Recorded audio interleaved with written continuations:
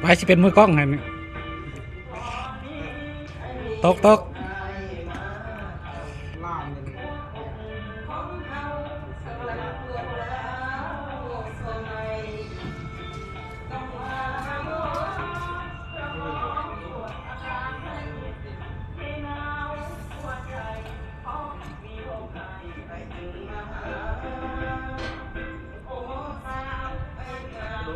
ดีกว่ามั้ง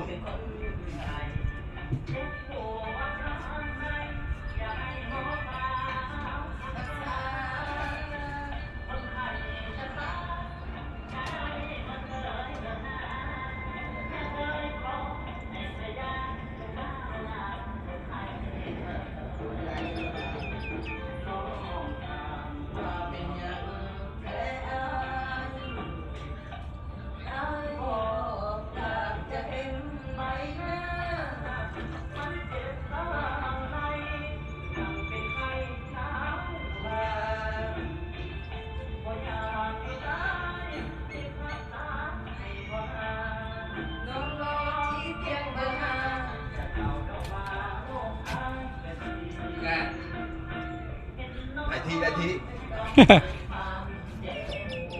ขึ้นไปพูดยังไงขึ้นไปเหรอขึ้นไปดิเหรอย่าขึ้นไปไฟพูดยังไงทำอะไรต้องไปเหรอทำอะไรต้องไปทำอะไรต้องไปโดน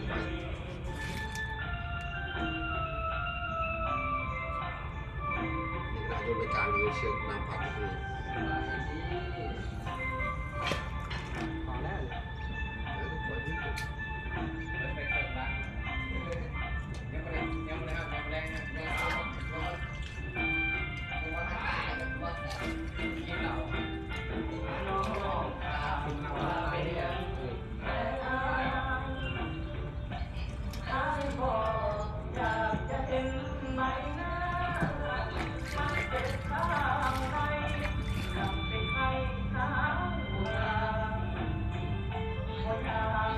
คือบ่ตกปลาหางแดงก้อยก็น่าจะต้องบ้างเลย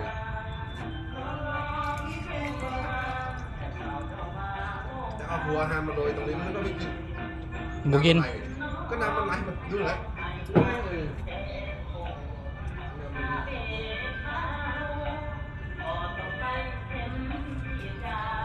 ไม่ต้องตู้กุ้งไปตัวใหญ่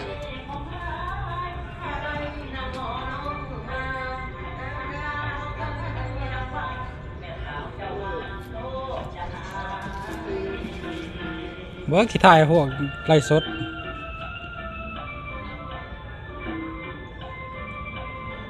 ได้ลง YouTube แท้พวกนี้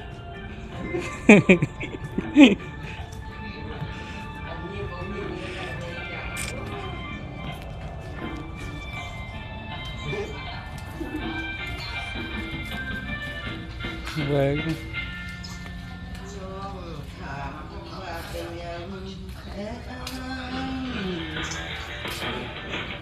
ทีมงานไล่สด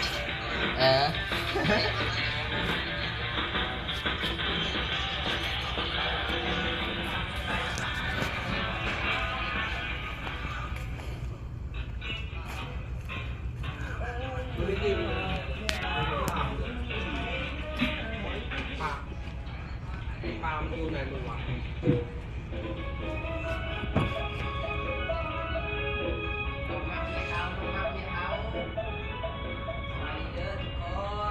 มีทั้งไล่สดมีทั้งตกปลา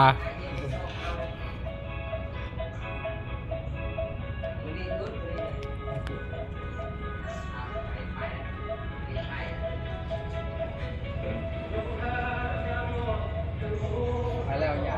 ไปแล้วไปแล้ว เ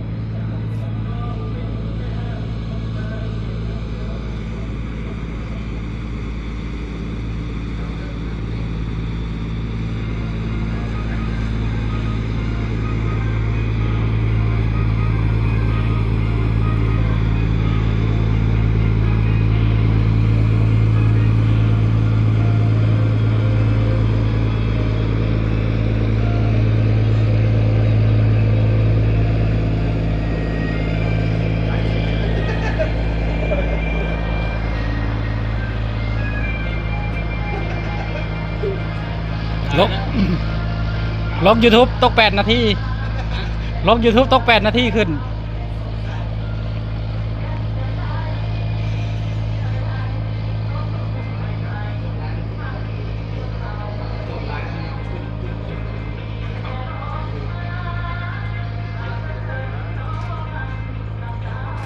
YouTube มือสมัครเล่นบ่ต้องตัดต่อ